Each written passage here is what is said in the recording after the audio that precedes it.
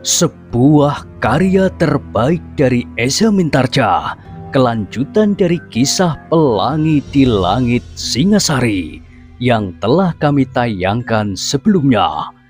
Kisah kolosal bernuansa sejarah dan fiksi di kehidupan tanah Jawa dengan judul Bara di Atas Singgasana. Pada kesempatan yang sangat baik ini, kita masuk pada bagian yang pertama dengan episode Putra Mahkota. Sahabat Permata TV yang tercinta, saat ini kita sampai pada seri yang ke-97. Selamat menikmati.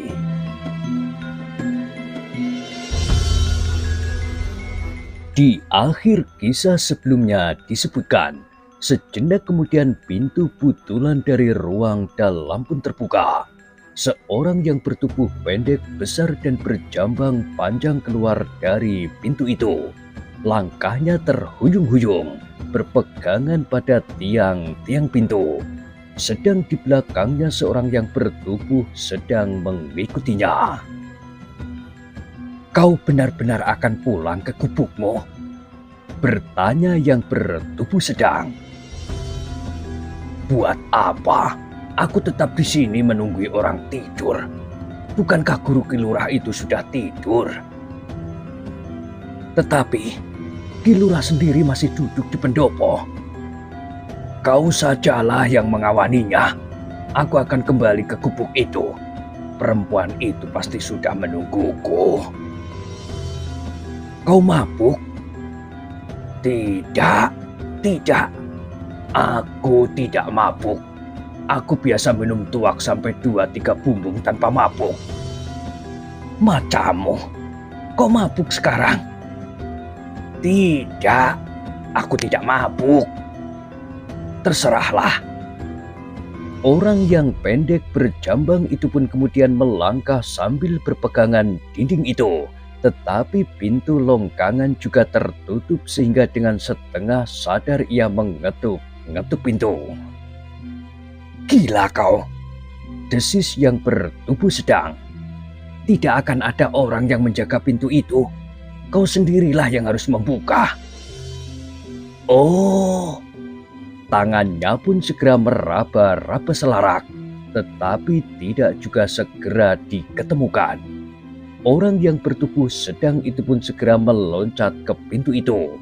Dengan satu hentakan, maka pintu itu sudah terbuka. "Pergilah."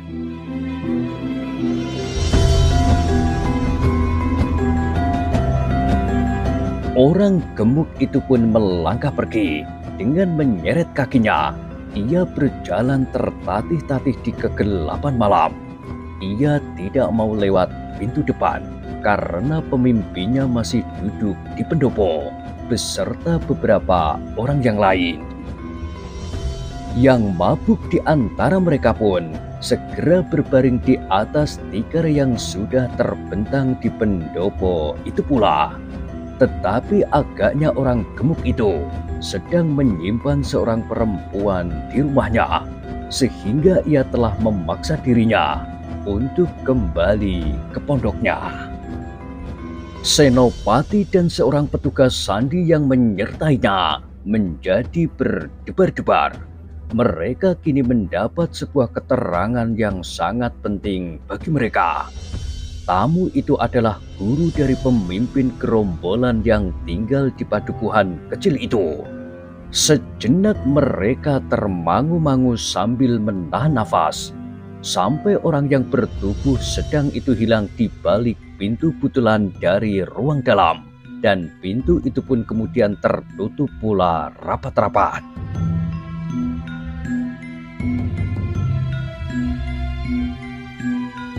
Petugas sandi yang menunggu di luar pun melihat pula orang gemuk yang agak mabuk itu berjalan terhuyung-huyung di kebun belakang. Tetapi ia tidak berbuat apa-apa supaya kehadiran mereka bertiga tidak meninggalkan kesan apa-apa. Ketika suasana di belakang rumah itu telah menjadi sunyi kembali, maka Senopati itu pun memberikan isyarat kepada kawannya untuk mendekat.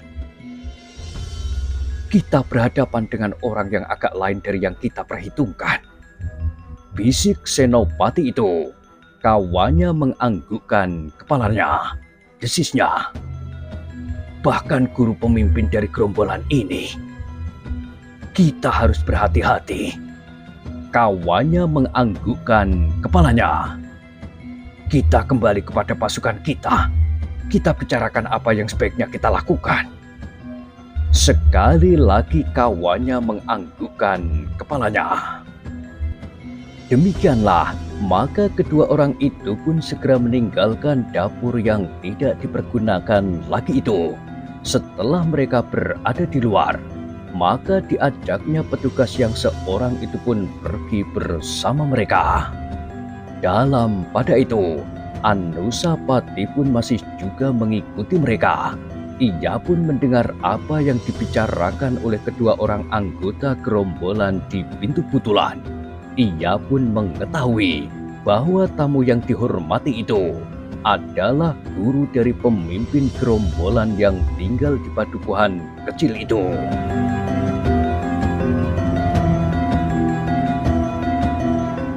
Ketiga orang prajurit Singasari itu pun segera menyusup di antara tetumbuhan dan pagar-pagar batu menjauhi rumah yang dipergunakan oleh para tamu yang terhormat itu.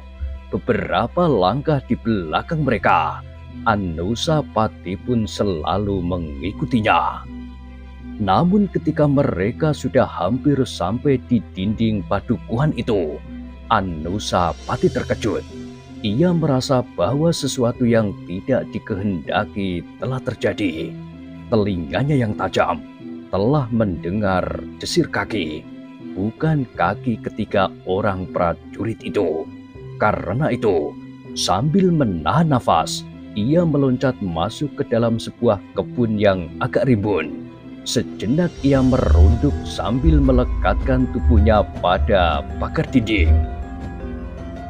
Tetapi Anusapati tidak mendengar apapun lagi.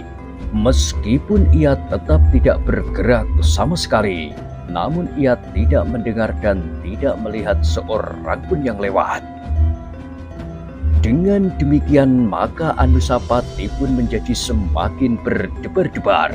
Agaknya bukan saja telinganya yang mendengar betapapun lemahnya, tetapi terlebih-lebih dari itu adalah firasatnya. Pasti ada orang yang mengikuti kami meskipun agak jauh. Anusapati pun segera bangkit. Ia tidak mau kehilangan pengawasan atas ketiga prajurit itu. Sehingga dengan demikian, meskipun ia tetap berhati-hati, berusaha untuk menyusul ketiga prajurit yang telah mendahulunya.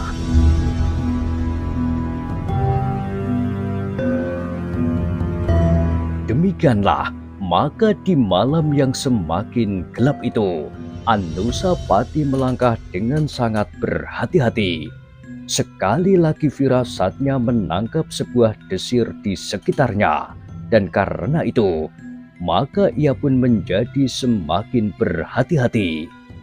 Ketika Anusapati sampai di dinding batu yang mengelilingi padukuhan itu, ia berhenti sejenak. Dengan seksama diperhatikannya keadaan di sekelilingnya. Namun ia tidak mendengar apapun juga. Bahkan rasa-rasanya malam menjadi semakin sepi. Tetapi ia menjadi semakin cemas atas nasib ketiga prajurit Singasari yang telah mendahulunya. Seakan-akan tangan-tangan yang berbisa sedang terjulur untuk menerkam mereka. Mereka bukan anak-anak lagi, berkata Anusapati di dalam hatinya. Namun ia tidak dapat menyingkirkan kecemasannya. Setelah ia meyakini kesenyapan malam di sekitar tempatnya berhenti, Anusapati pun segera meloncati pagar batu itu. Sambil merunduk di antara pepohonan, ia pun segera menuruni tebing yang rendah di belakang padukuhan itu untuk menyusul ketiga prajurit Singasari yang telah mendahulunya. Sejenak kemudian langkahnya terhenti. Sekali lagi ia merasakan sesuatu bergetar di dadanya. Karena itu, maka ia pun menjadi semakin berwaspada. Beberapa langkah kemudian hatinya benar-benar bergejolak ketika dilihatnya 3 orang yang berjalan beberapa langkah di hadapannya. Tetapi ketiga orang itu sama sekali bukan prajurit Singasari yang sedang disusulnya. Anusapati mengusap keningnya yang berkeringat. Ia kini harus benar-benar berhati-hati karena di hadapannya itu pasti bukannya orang kebanyakan seperti para perampok di padukuhan itu. Karena itu maka ia harus mengatur langkahnya sebaik-baiknya, bahkan pernafasannya. Beruntunglah ia bahwa dapat melihat ketiga orang itu lebih dahulu, sehingga ia dapat mengatur dirinya menghadapi setiap kemungkinan. Agaknya ketiga orang itu masih belum mengetahui bahwa Anusapati telah melihatnya lebih dahulu.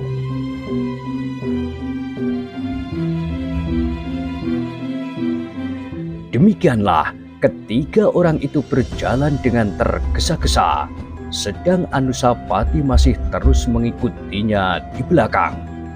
Dalam pada itu, ketiga prajurit Singasari itu pun telah menuruni tebing yang rendah itu pula.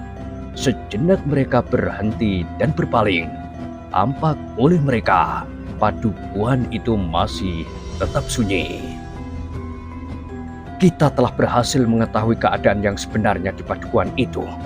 Untunglah bahwa kita dapat mendengar bahwa yang datang adalah guru dari pemimpin perampok itu.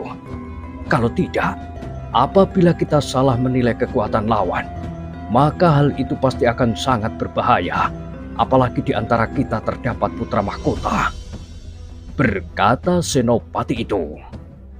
Iya, kita sudah mempunyai bahan untuk memperhitungkannya. Sebaiknya kita harus berbuat cepat. Ya, kita harus mempertimbangkannya dengan matang. Kita masih belum tahu pasti kelebihan dari guru itu, tetapi kemampuannya tentu jauh lebih besar dari pemimpin perampok itu sendiri. Bahkan mungkin kedua orang yang menyertainya itu pun termasuk orang-orang yang pilih tanding. Kemungkinan itulah yang harus segera kita bicarakan. Apakah kita akan menyerang mereka dengan tiba-tiba untuk mengurangi kemungkinan-kemungkinan perlawanan yang kuat?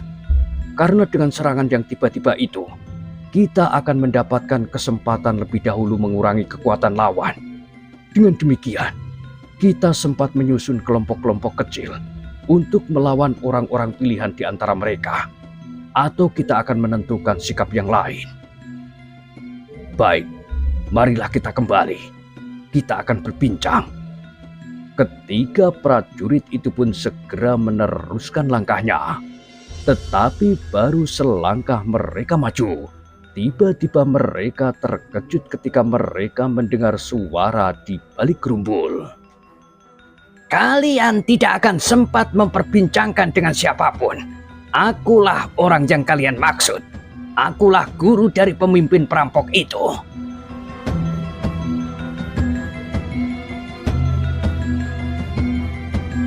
Dada ketiga prajurit itu pun tergetar mendengar kata-kata itu. Namun sebagai seorang prajurit, maka dengan gerak naluriah, mereka pun segera mempersiapkan diri menghadapi setiap kemungkinan. Nah, kau tidak usah bersusah payah mencari aku. Aku sudah datang sendiri kepadamu, berkata guru perampok itu. Lebih baik aku memperkenalkan diriku lebih dahulu. Akulah yang disebut orang Kiai Kisi. Pemimpin perampok itu memang muridku. Dada ketiga prajurit Singasari itu pun menjadi berdebar-debar. Aku sangat tertarik kepada pembicaraanmu. Agaknya kau telah membawa putra mahkota bersamamu sekarang. Itu bagus sekali. Aku ingin mendapatkannya. Aku ingin menangkap putra mahkota itu agar dapat aku jadikan alat untuk memeras Sri Rajasa yang sangat perkasa itu. Apabila putra mahkota ada di tanganku, maka semua permohonanku pasti akan dikabulkan. Persetan! Senopati itu menggertakkan giginya. Kau memang bodoh. Di dalam pasukan yang manapun, apabila putra mahkota ada bersama mereka, maka pasukan itu adalah pasukan yang tidak akan terkalahkan karena pengawalan yang sangat kuat. Kalau kau ingin menghancurkan kepalamu dan seluruh anak buah muridmu, marilah aku tunjukkan kepadamu di mana putra mahkota sekarang ini berada.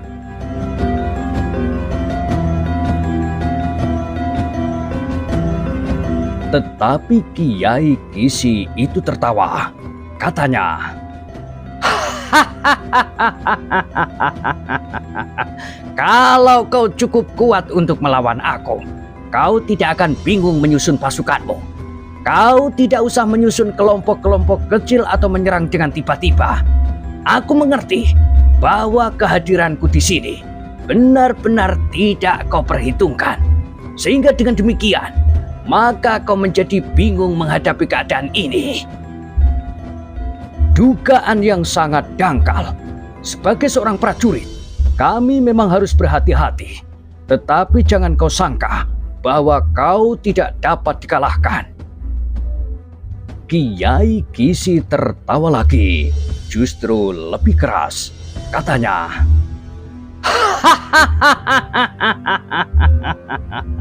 jangan menyembunyikan kelemahanmu. Sekarang kita berhadapan. Kami memang berhasrat membunuh kalian bertiga. Lalu kami akan menyerang kawan-kawanmu yang kini sedang melindungi putra mahkota itu. Kami ingin menangkapnya hidup-hidup. Senopati itu menggertakkan giginya. Namun demikian sebenarnya lah bahwa hatinya telah dicekam oleh kecemasan. Bukan karena dirinya sendiri, tetapi justru karena nasib putra mahkota yang seakan-akan telah diserahkan kepadanya.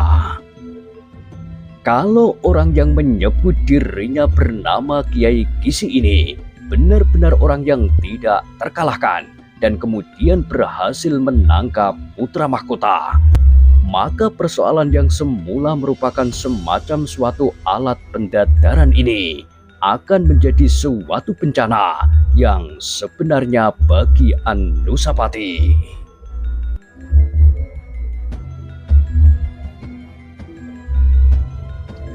Dalam kecemasan itu, ia mendengar Kiai Kisi itu berkata, "Jangan menyesal bahwa kalian telah terjebak dalam sarang harimau. Kalian mungkin menyangka bahwa gerombolan perampok di padukuhan kecil itu sama sekali tidak berarti, sehingga kalian telah membawa putra mahkota itu kemari. Tetapi bagaimanapun juga kalian menyesal. Namun kalian tidak akan mendapat kesempatan lagi untuk meninggalkan tempat ini." "Jangan mengigau," bentak senopati itu. "Dengan satu isyarat, aku akan dapat memanggil pasukan datang saat ini." "Jangan kau kira bahwa aku tidak bisa berbuat serupa. Aku akan dapat memanggil para perampok yang tinggal di atas bukit kecil ini. Mereka masih belum seluruhnya tertidur. Mereka akan segera menyiapkan kawan-kawan mereka dan langsung menuju ke tempat ini. Sebagian dari mereka sedang dalam keadaan agak mabok, sehingga mereka pasti akan bertempur membabi buta. Nah, apakah kira-kira pasukanmu akan mampu melawan para perampok yang sedang mabuk itu?" "Tentu, mereka akan dihancurkan sama sekali bersama kau dan muridmu."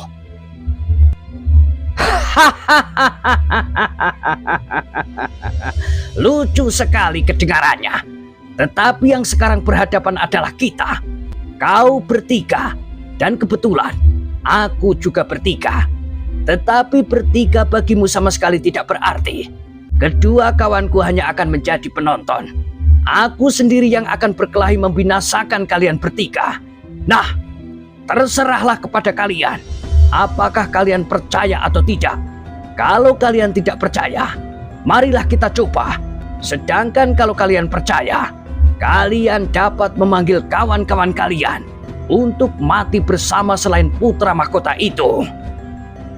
Senopati itu tidak menjawab, tetapi wajahnya menjadi merah padam karena marah. Yang terdengar kemudian adalah gemertak giginya. Aku akan segera mulai. Bersiaplah, berkata Kiai Gisi. Senopati itu masih tetap berdiam diri, tetapi ia sudah menyiapkan diri untuk menghadapi segala kemungkinan yang segera akan terjadi. Namun demikian ia tidak segera berhasrat memanggil orang-orangnya. Ia akan menjajaki dahulu ketangguhan lawannya. Hanya dalam keadaan yang memaksa, ia akan memberikan isyarat. Asalkan dalam keadaan demikian, tidak justru akan mengacaukan anak buahnya yang sedang menunggunya.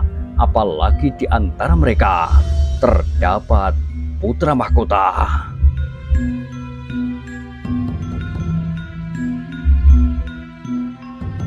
Selagi Senopati itu merenung sejenak, Kiai Gisi berkata kepada kedua pembantunya, "Menyingkirlah, lihat sajalah bagaimana aku akan membunuh ketiganya dengan caraku. Tetapi kalau salah seorang dari mereka sempat memberikan isyarat kepada kawan-kawannya, salah seorang dari kalian kembali ke padukuhan untuk memanggil kawan-kawanmu kemari. Kita musnahkan semua orang yang datang kemari, selain putra mahkota yang akan menjadi tawanan kita, yang dapat kita jadikan alat pemeras yang baik bagi Sri Rajasa yang berkuasa di Singasari. Sebelum kita puas memeras Sri Rajasa, putra mahkota tetap harus hidup. Tetapi apabila kita sudah jemu memerasnya, maka anak itu akan kita bunuh saja."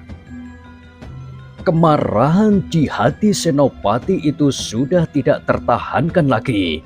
Tiba-tiba saja ia meloncat menyerang Kiai Gisi dengan garangnya. Namun ternyata Kiai Gisi benar-benar seorang yang pilih tanding. Meskipun serangan Senopati itu tiba-tiba saja meluncur seperti tatit, namun Kiai Gisi sempat mengelak sambil tertawa. Katanya,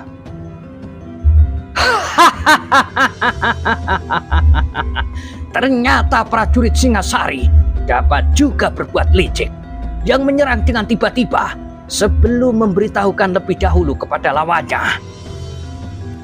Tetapi Senopati itu tidak peduli ketika ia sadar bahwa serangannya tidak menyentuh sasarannya.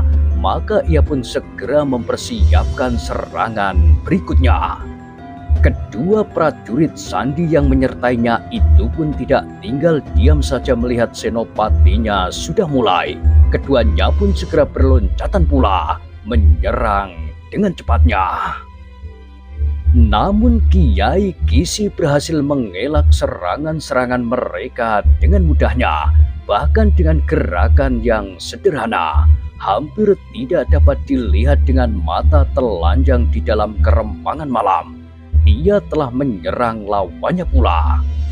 Sebuah pukulan yang tidak begitu keras telah mengenai punggung Senopati dari Singasari itu, sehingga ia terdorong jatuh menelungkup. Untunglah bahwa kedua kawannya cepat melakukan serangan beruntun, sehingga Kiai Gisi itu harus menghindarinya.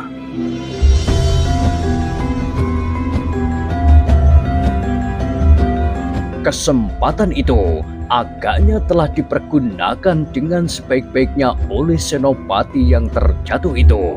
Dengan cepat ia melenting berdiri dan mempersiapkan diri menghadapi setiap kemungkinan berikutnya.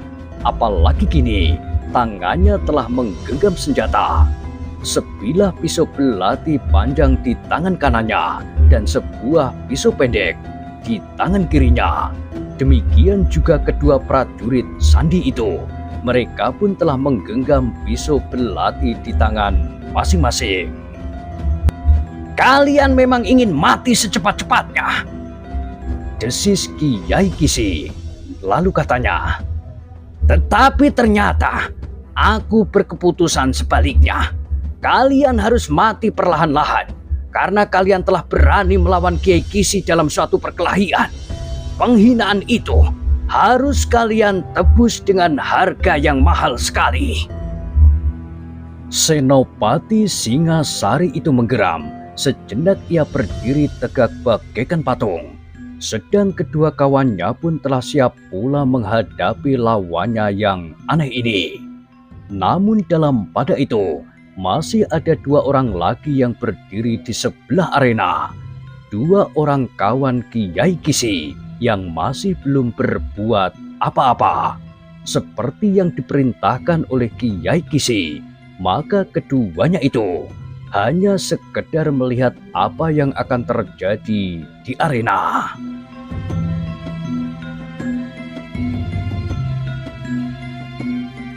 Sejenak kemudian, maka Kiai Kisi itu pun berkata, "Hai, prajurit-prajurit Singasari, kalau kalian bersedia menyerahkan putra mahkota tanpa peperangan, maka kalian akan mendapat pengampunan.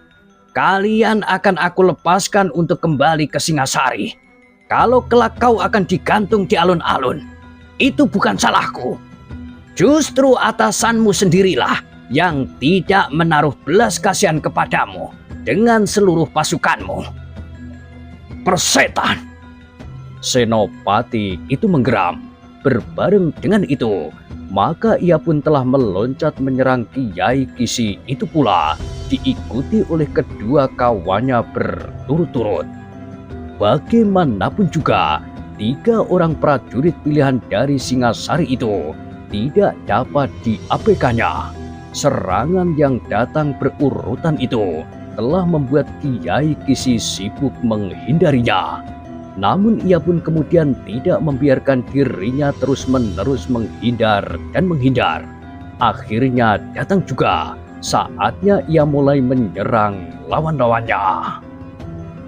Agaknya ketiga prajurit Singasari itu pun bukan pula prajurit kebanyakan. Yang seorang adalah pemimpin pasukan kecil yang mendapat kepercayaan untuk membawa putra mahkota bersamanya. Sedang yang dua orang adalah petugas-petugas sandi yang terpilih. Itulah sebabnya, maka Kiai Kisi masih juga memerlukan waktu untuk menguasai ketiganya. Bahkan ternyata bahwa perkelahian yang terjadi di antara mereka pun menjadi semakin lama semakin seru.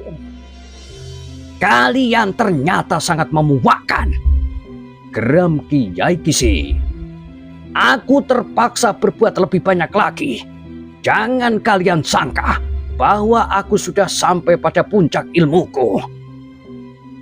Ketiga prajurit Singasari itu tidak menjawab sama sekali. Mereka justru menyerang semakin dahsyat, berurutan seperti gelombang laut yang satu-satu membentur batu-batu karang di pantai.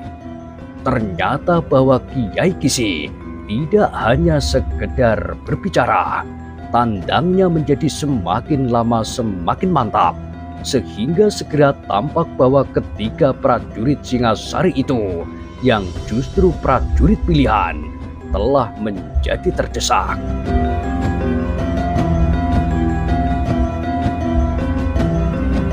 Senopati Singasari itu menjadi ragu-ragu untuk bertindak selanjutnya ketika ia sadar bahwa lawannya benar-benar seorang yang pilih tanding. Bahkan ia menjadi sangat cemas akan nasib putra mahkota. Di dalam perkelahian yang telah menjadi berat sebelah, meskipun ia bertempur bertiga bersama kedua prajurit sandi itu, ia membayangkan bagaimanakah kemungkinan-kemungkinan yang akan terjadi itu, baik bagi pasukan kecilnya maupun baik putra mahkota yang ada di antara mereka. Sekilas Senopati itu melihat dua orang kawan Kiai Kisi yang masih berdiri menonton perkelahian itu. Sehingga dengan demikian, Senopati itu sempat membuat perhitungan bahwa tiga orang itu akan mampu melawan paling sedikit 5 orang termasuk dirinya sendiri bersama kedua petugas sandi itu. Keadaan yang sama sekali tidak diperhitungkan sebelumnya. Ia bergumam di dalam hatinya. Karena itu, ia benar-benar telah dicekam oleh kebimbangan. Apakah ia akan memanggil kawan-kawannya, atau ia akan mencoba bertempur terus bersama kedua orang petugas sandi itu? Kalau ia bertempur terus, maka hampir dapat dipastikan bahwa ia bersama kedua petugas sandi itu akan terbunuh. Hal itu tidak akan banyak memerlukan pertimbangan. Seandainya dengan demikian, putra mahkota akan dapat diselamatkan. Tetapi agaknya bagaimanapun juga, akan sulitlah bagi putra mahkota untuk membebaskan diri.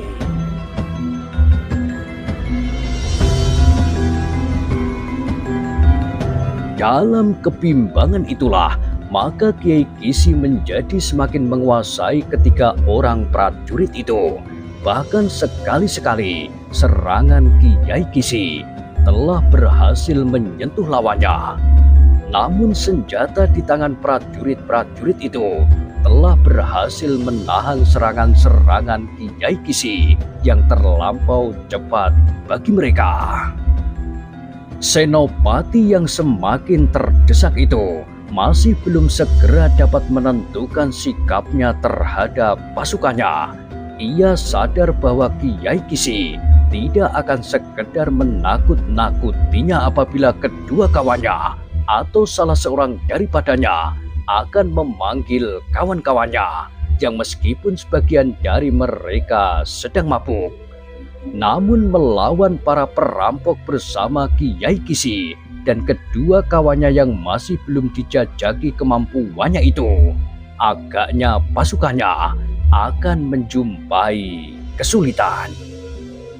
Dalam kebimbangan itu, para prajurit Singasari mendengar Kiai Kisi berkata, "Hei, kenapa kalian masih belum memanggil kawan-kawanmu? Panggillah, agar aku segera dapat menyelesaikan pekerjaan ini. Aku pun akan memanggil muridku dan orang-orangnya untuk segera menangkap putra mahkota." Senopati Singasari itu hanya dapat menggeram. Dicobanya untuk mengerahkan kemampuannya, tetapi ia sama sekali tidak berdaya menghadapi Kiai Kisi yang memiliki ilmu yang jauh lebih tinggi dari mereka bertiga.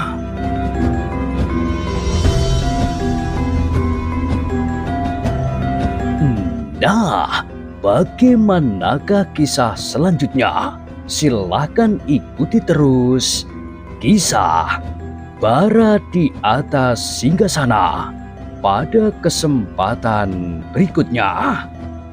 Sampai jumpa.